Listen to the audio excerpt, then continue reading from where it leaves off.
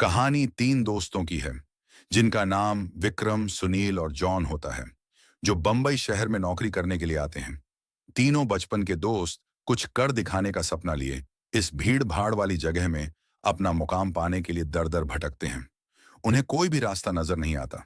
अपने छोटे से गांव में रहकर कॉलेज की पढ़ाई करने वाले सुनील और विक्रम ने कभी सोचा भी नहीं था कि सफलता पाने के लिए इतना दर्द झेलना पड़ता है। वहीं जॉन अपने पापा के बिजनेस में पहले से ही संघर्ष कर चुका था, जिस वजह से उसे इन सब चीजों की आदत सी हो गई थी। जॉन अच्छे से जानता था कि सफलता इतनी आसानी से नहीं मिलेगी, क्योंकि उसने अपने पापा को दिन रात मेहनत करते हुए देखा था।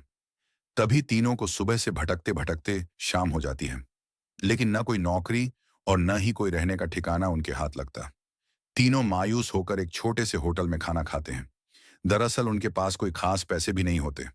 वह तो सिर्फ अपनी एक दो दिन की व्यवस्था बनाकर निकले थे। उन्हें लगा था कि आते ही उनके साथ कोई चमत्कार होगा और उनको नौकरी मिल जाएगी। तीनों एक बिल्डिंग के पास पहुंच जाते हैं। कुछ देर बाद सभी बिल्डिंग के गेट के पास बैठ जाते हैं। एक दो घंटा बैठे हुए गुजर जाते हैं।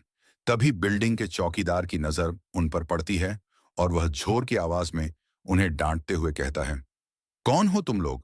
यहाँ क्यों बैठे हो? तीनों अजनबी शहर में किसी को पहचानते नहीं और न ही उनका कोई ठिकाना है। तीनों अपनी जगह पर जल्दी खड़े हो जाते हैं और अपनी बात चौकीदार को बताते हैं। चौकीदार को तीनों की हालत देखकर उन पर तरस आता है। उसे एहसास होता है कि कुछ सालों पहले ऐसे ही वह काम मांगने आया था। तब किसी ने उसे सहारा दिया था और आज कम से कम वह इतने बड़े शहर में छोटे से काम के साथ जीवन यापन कर पा रहा है। जॉन उन तीनों में थोड़ा समझदार होता है। वह चौकीदार से कहीं रहने के जुगाड़ की बात कहता है, क्योंकि उसे पता है कि अभी उनकी हालत किराया देने की नहीं है, तो उन्हें कोई किराया से कमरा क्यों देगा।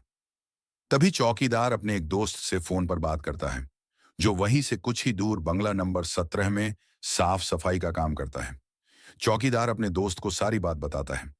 तभी उसका दोस्त कहता है कि मेरे साहब तो अपने परिवार के साथ 2 महीनों के लिए बाहर गए हैं, तब तक मैं रहने का इंतजाम कर सकता हूँ।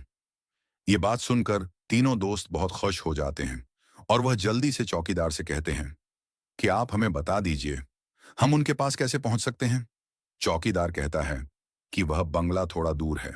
रात को वहां कोई टैक्सी ऑटो भी नहीं मिलेगा। आज तुम लोग यहीं सो जाओ, कल सुबह हम साथ चलेंगे। तीनों उसकी बात मान जाते हैं। सुबह उठते ही तीनों चौकीदार के साथ बंगले में पहुंच जाते हैं। बंगले की खूबसूरती देखकर तीनों दोस्त हक्का बक्का रह जाते हैं। उन्हें यकीन ही नहीं होता कि उन्हें इतने अच्छे बंगले में रहने का मौका मिलेगा। बंगले का नौकर तीनों दोस्तों को गेस्ट रूम में ले जाता है। तीनों दोस्त रूम में पहुंचकर राहत की सांस लेते हैं। जल्दी से तीनों नहाकर तैयार हो जाते हैं और काम की तलाश